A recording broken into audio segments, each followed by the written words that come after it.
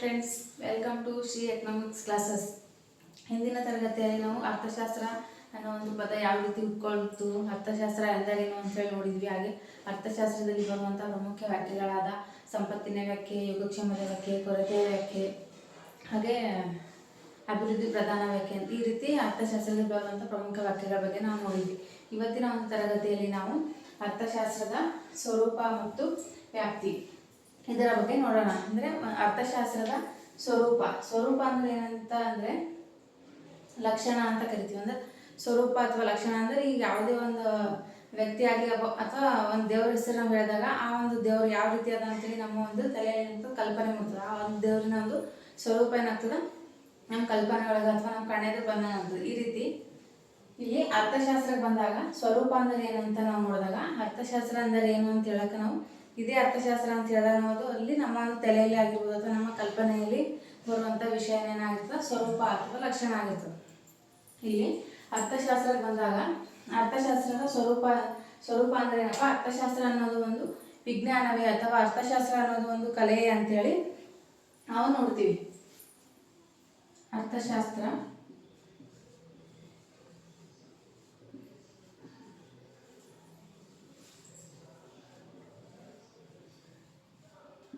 ವಿಜ್ಞಾನವೇ ಅಥವಾ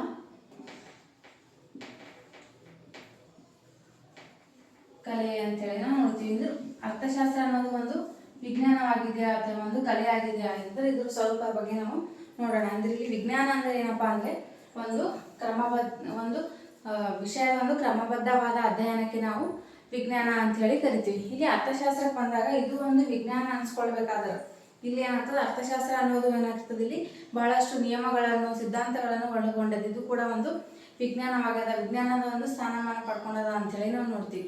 ಇಲ್ಲಿ ವಿಜ್ಞಾನ ಅಂದರೆ ಅದು ಕಾರಣ ಮತ್ತು ಪರಿಣಾಮಗಳನ್ನು ತಿಳಿಸ್ಕೊಡ್ತದೆ. ಇಲ್ಲಿ ಉದಾಹರಣೆಗೆ ನ್ಯೂಟನ್ನ ಒಂದು ಗುರುತ್ವಾಕರ್ಷಣೆ ನಿಯಮ ನೋಡಿದಾಗ ಅವರು ಒಂದು ಮರದ ಕೆಳಗೆ ಕೂತಾಗ ಸೇಬು ಹಣ್ಣು ಕೆಳಗೆ ಬೀಳ್ತದೆ. ಅದರಿಂದ ಅವರು ಒಂದು ಗುರುತ್ವಾಕರ್ಷಣೆ ಒಂದು ಬಲ ಕಂಡ್ಕೊಂಡ್ರು.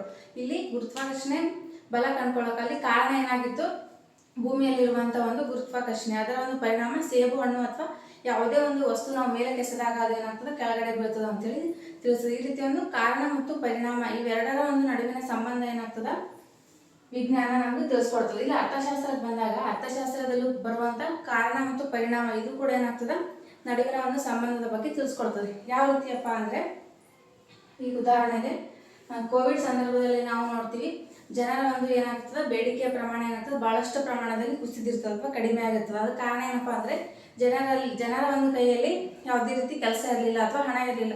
ಆ ಒಂದು ಕಾರಣಕ್ಕಾಗಿ ಏನಾಗ್ತದೆ ಅವರ ಒಂದು ಬೇಡಿಕೆಯ ಪ್ರಮಾಣ ಏನಾಗ್ತದೆ ಕಡಿಮೆ ಆಗ್ತದೆ. ಇಲ್ಲಿ ಕಾರಣ ಏನಪ್ಪ ಅಂದರೆ ಜನರ ಕೈಯಲ್ಲಿ ದುಡ್ಡಿನ ಪ್ರಮಾಣ ಕಡಿಮೆ ಇತ್ತು. ಅದರ ಒಂದು ಪರಿಣಾಮ ಏನಾಯ್ತಪ್ಪ ಅಂದರೆ ಜನರ ಒಂದು ಬೇಡಿಕೆಯ ಪ್ರಮಾಣ ಕಡಿಮೆ ಆಯಿತು. ಈ ರೀತಿ ಅರ್ಥಶಾಸ್ತ್ರಕ್ಕೆ ಬಂದಾಗ ನಾವು ಏನಾಗ್ತೀವಿ ಕಾರಣ ಮತ್ತು ಪರಿಣಾಮ ಎರಡರ ನಡುವಿನ ಒಂದು ಸಂಬಂಧದ ಬಗ್ಗೆ ನೋಡ್ತೀವಿ. ಇನ್ನೊಂದು ಏನಪ್ಪ ಅಂದರೆ ಈ ಯುದ್ಧ ನಡೆಯುವಂಥ ಸಂದರ್ಭದಲ್ಲಿ ಏನಾಗ್ತದೆ ವಸ್ತುಗಳ ಉತ್ಪಾದನೆ ಏನಾಗ್ತದೆ ಕಡಿಮೆ ಆಗ್ತದೆ. ಅವಾಗೇನು ಬೇಡಿಕೆ ಪ್ರಮಾಣ ಅನ್ನೋದು ಹೆಚ್ಚಾಗ್ತದೆ. ಯಾಕಪ್ಪ ಅಂದರೆ ಎಲ್ಲ ಒಂದು ಗಮನ ಏನಾಗ್ತದೆ ಯುದ್ಧದ ಒಂದು ವಸ್ತುಗಳ ತಯಾರಿ ಮಾಡೋದ್ಮೇಲೆ ಹೋಗಿರ್ತದೆ. ಇಲ್ಲಿ ಬೇರೆ ವಸ್ತುಗಳ ಏನಾಗ್ತದೆ ಉತ್ಪಾದನೆ ಅನ್ನೋದು ಕಡಿಮೆ ಆಗ್ತದೆ. ಆವಾಗ ಬೇಡಿಕೆ ಏನಾಗ್ತದೆ ಹೆಚ್ಚಿಗೆ ಆಗ್ತದೆ. ಯಾಕಂದರೆ ಮುಂದಿನ ದಿನಗಳಲ್ಲಿ ವಸ್ತುಗಳು ನಮಗೆ ಸಿಗದೇ ಇರಬಹುದು ಅನ್ನೋ ಒಂದು ಕಾರಣಕ್ಕಾಗಿ ಜನರು ಹೆಚ್ಚಿನ ಮಟ್ಟದಲ್ಲಿ ಏನಾಗ್ತದೆ ಸರಕುಗಳನ್ನು ಕೊಂಡುಕೊಳ್ಳಲು ಪ್ರಯತ್ನ ಮಾಡ್ತಾರೆ.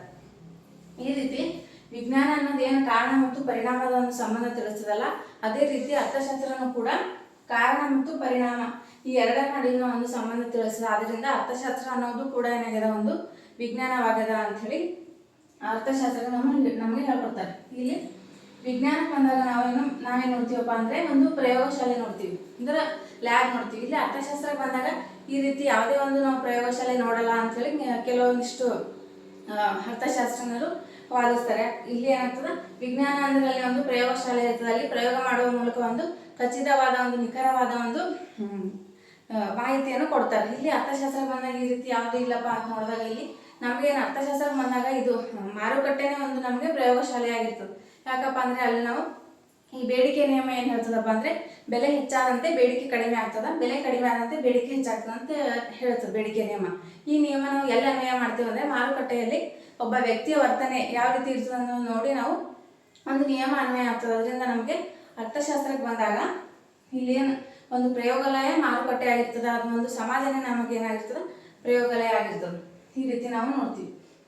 ಇಲ್ಲಿ ಅರ್ಥಶಾಸ್ತ್ರ ಅನ್ನೋದು ಒಂದು ಏನಾಗಿದೆ ವಿಜ್ಞಾನದ ಜೊತೆಗೆ ಏನಾಗಿದೆ ಕಲೆಯೂ ಆಗಿದೆ ಅಂತ ಹೇಳ್ತೀವಿ. ಯಾಕಪ್ಪ ಅಂದ್ರೆ ವಿಜ್ಞಾನ ಏನ್ ತಿಳಿಸ್ಕೊಡ್ತದಲ್ಲ ಅದು ಕಾರ್ಯರೂಪಕ್ಕೆ ತರುವಂತ ಕೆಲಸನೇ ಏನ್ ಮಾಡ್ತದೆ, ಕೆಲಸನೇ ಯಾವ್ದು ಮಾಡ್ತದಪ್ಪ ಅಂದ್ರೆ ಕಲೆ ಮಾಡ್ತದೆ. ಏನಪ್ಪ ಅಂದ್ರೆ ವಿಜ್ಞಾನ ನಿಯಮಗಳನ್ನು ತಿಳಿಸ್ಕೊಡ್ತದ, ಅದನ್ನ ಒಂದು ಕಾರ್ಯರೂಪಕ್ಕೆ ತರುವಂತ ಕೆಲಸನೇ ಏನ್ ಮಾಡ್ತದ ಕಲೆ ಮಾಡ್ತದ ಅಂತ ಹೇಳ್ಬೋದು. ಈಗ ಬೇಡಿಕೆ ನಿಯಮ ಪೂರೈಕೆ ನಿಯಮವನ್ನು ತಿಳಿಸ್ಕೊಡೋದು ವಿಜ್ಞಾನದ ಒಂದು ಕೆಲಸ ಆದ್ರೆ ಅದರ ಒಂದು ಮಾರುಕಟ್ಟೆಗೆ ಅನ್ವಯ ಮಾಡಿ ಕಾರ್ಯರೂಪಕ್ಕೆ ತರುವಂತಹ ಒಂದು ಕೆಲಸ ಏನ್ ಮಾಡ್ತದ ಕಲೆ ಮಾಡ್ತದೆ. ಈ ರೀತಿ ಅರ್ಥಶಾಸ್ತ್ರ ಅನ್ನೋದು ಕಲೆನೂ ಹೌದು ವಿಜ್ಞಾನ ಹೌದು ಅಂತೇಳಿ ಒಪ್ಕೊಳ್ತಾರೆ. ಮುಂದಿನ ದಿನಗಳಲ್ಲಿ ಇಲ್ಲಿ ಅರ್ಥಶಾಸ್ತ್ರ ಅನ್ನೋದು ವಿಜ್ಞಾನ ಮತ್ತು ಕಲೆ ಅನ್ನೋದಕ್ಕಿಂತ ಏನಾಗಿದೆ, ಇದು ಒಂದು ಸಮಾಜ ವಿಜ್ಞಾನವಾಗ್ಯದ, ಸಮಾಜ ವಿಜ್ಞಾನಗಳ ರಾಣಿ ಆಗ್ಯದ ಅಂತ ಹೇಳಿ ಒಂದು ಒಪ್ಪಂದಕ್ಕೆ ಬರ್ತಾರೆ. ಯಾಕಪ್ಪ ಅಂದ್ರೆ ಅರ್ಥಶಾಸ್ತ್ರ ಅನ್ನೋದು ಇದು ಕೇವಲ ಒಬ್ಬ ವ್ಯಕ್ತಿಯ ಬಗ್ಗೆ ಅಧ್ಯಯನ ಮಾಡುವಂತ ಒಂದು ಶಾಸ್ತ್ರಗಳು. ಇದು ಇಡೀ ಆರ್ಥಿಕತೆ ಆಗಿರ್ಬೋದು, ಇಡೀ ಒಂದು ಸಮಾಜದ ಒಂದು ಕಲ್ಯಾಣದ ದೃಷ್ಟಿಯಿಂದ ಅಧ್ಯಯನ ಮಾಡುವಂತ ಒಂದು ಶಾಸ್ತ್ರ ಆಗ್ಯದ. ಅದರಿಂದ ಇದು ಒಂದು ಸಮಾಜ ವಿಜ್ಞಾನ ಆಗ್ಯದ, ಸಮಾಜ ವಿಜ್ಞಾನಗಳ ರಾಣಿ ಆಗ್ಯದ ಅಂತ ಹೇಳಿ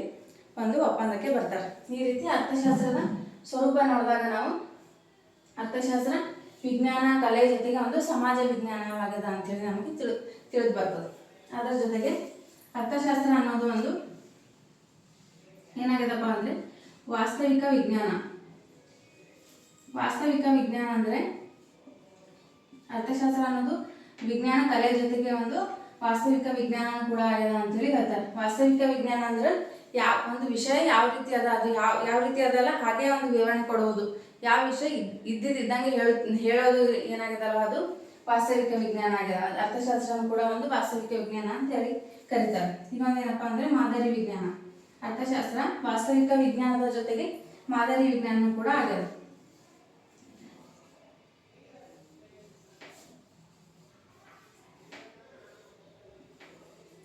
ಮಾದರಿ ವಿಜ್ಞಾನ ಅಂದ್ರೆ ಏನಪ್ಪಾ ಅಂದ್ರೆ ಈ ಒಂದು ವಿಷಯ ಇದು ವಾಸ್ತವಿಕ ವಿಜ್ಞಾನ ಯಾವ ವಿಷಯ ಯಾವ ರೀತಿ ಅದ ಅದು ಇದ್ದಂಗೆ ಹೇಳ್ತದ. ಆದ್ರೆ ಮಾದರಿ ವಿಜ್ಞಾನ ಏನಾಗ್ತದ ಯಾವ ವಿಷಯ ಯಾವ ರೀತಿ ಅದಂತೆ ಹೇಳಲ್ಲ, ಇದು ಯಾವ ರೀತಿ ಇರಬೇಕು, ಅದರಲ್ಲಿ ಯಾವುದು ಸರಿ ಯಾವುದು ತಪ್ಪು ಅನ್ನೋದು ಒಂದು ಪ್ರತಿಯೊಂದು ಬಗ್ಗೆ ಏನಾಗ್ತದ ಮಾದರಿ ವಿಜ್ಞಾನ ಹೇಳ್ತದೆ. ಈ ರೀತಿ ಅರ್ಥಶಾಸ್ತ್ರದ ಸ್ವರೂಪ ನೋಡಿದಾಗ ಅದು ವಿಜ್ಞಾನನೂ ಹೌದು ಕಲೆಯೂ ಹೌದು, ಜೊತೆಗೆ ಅದು ವಾಸ್ತವಿಕ ವಿಜ್ಞಾನ ಮತ್ತು ಮಾದರಿ ವಿಜ್ಞಾನ ಆಗಿದೆ ಅಂತ ಹೇಳಿ ನಾವು ನೋಡ್ತೀವಿ. ಈಗ ಅರ್ಥಶಾಸ್ತ್ರದ ಒಂದು ವ್ಯಾಪ್ತಿಗೆ ಬಂದಾಗ ಅರ್ಥಶಾಸ್ತ್ರದ ವ್ಯಾಪ್ತಿ ಇಷ್ಟೇ ಅಂತ ಹೇಳಕ ಒಂದು ಸಾಧ್ಯವಿಲ್ಲ ಅಂತ ಹೇಳ್ಬೋದು. ಯಾಕಂದ್ರೆ ಅರ್ಥಶಾಸ್ತ್ರ ಅನ್ನೋದು ಒಂದು ವಿಶಾಲವಾದಂತ ವ್ಯಾಪ್ತಿ ಹೊಂದಿರುವ ಒಂದು ವಿಜ್ಞಾನವಾಗಿದೆ. ಯಾಕಪ್ಪ ಅಂದ್ರೆ ಇದು ಶತಮಾನ ಕಾಲದಿಂದ ಬೆಳೆದು ಬಂದಂತ ಒಂದು ವಿಷಯ. ಅಂದ್ರೆ ಇದು ಗ್ರೀಕರ ಕಾಲದಿಂದ ಬೆಳೆದು ಬಂದಿದ್ದು. ಅಂದ್ರೆ ತರ್ಕಶಾಸ್ತ್ರದಲ್ಲಿ ಲೀನವಾದಂತ ಒಂದು ವಿಷಯ ಬೆಳವಣಿಗೆ ಹೊಂದುತ್ತಾ ಏನಾಗಿದೆ ಒಂದು ಸ್ವತಂತ್ರವಾದಂತ ಒಂದು ವಿಜ್ಞಾನವಾಗಿದೆ. ಈ ಕಾರಣ ಇದು ಹೊಸ ಹೊಸ ವಿಷಯಗಳನ್ನು ಮೈಗೂಡಿಸಿಕೊಂಡು ಕಾಲಕ್ಕೆ ತಕ್ಕಂತೆ ಬದಲಾವಣೆ ಹೊಂದುವ ಒಂದು ಶಾಸ್ತ್ರ. ಇದು ಯೌವನಾವಸ್ಥೆಯ ಶಾಸ್ತ್ರ ಅಂತ ಹೇಳಿ ನಾವು ಕರಿತೀವಿ. ಆದ್ರಿಂದ ಇದರ ವ್ಯಾಪ್ತಿ ಏನಾಗಿದೆ ವಿಶಾಲವಾದಂತ ಒಂದು ವ್ಯಾಪ್ತಿ ಹೊಂದಿದೆ ಅಂತ ಹೇಳಿ ನಾವು ನೋಡ್ಬೋದು. ಅದೇ ರೀತಿ ಇದು ಅರ್ಥಶಾಸ್ತ್ರ ಅನ್ನೋದು ಸಂಖ್ಯಾಶಾಸ್ತ್ರ ಆಗಿರ್ಬೋದು, ಗಣಿತಶಾಸ್ತ್ರ ಆಗಿರ್ಬೋದು, ಇತಿಹಾಸ ಆಗಿರ್ಬೋದು, ರಾಜ್ಯಶಾಸ್ತ್ರ ಆಗಿರ್ಬೋದು, ಈ ರೀತಿ ಬೇರೆ ಬೇರೆ ವಿಷಯಗಳ ಜೊತೆ ಏನಾಗಿದೆ ಇದು ಸಂಬಂಧ ಹೊಂದಿದೆ. ಅದರಿಂದ ಇದರ ಒಂದು ವ್ಯಾಪ್ತಿ ವಿಶಾಲವಾಗಿದೆ ಅಂತ ಹೇಳಿ ನಾವು ನೋಡ್ಬೋದು. ಇವತ್ತಿನ ಒಂದು ತರಗತಿಯಲ್ಲಿ ಅರ್ಥಶಾಸ್ತ್ರದ ಸ್ವರೂಪ ಮತ್ತು ವ್ಯಾಪ್ತಿಯ ಬಗ್ಗೆ ನೋಡಿದ್ವಿ. ಮುಂದಿನ ತರಗತಿಯಲ್ಲಿ ಅರ್ಥಶಾಸ್ತ್ರವನ್ನು ನಾವು ಏಕೆ ಅಧ್ಯಯನ ಮಾಡಬೇಕು ಅಂತ ಹೇಳಿ ನೋಡೋಣ. Thank you.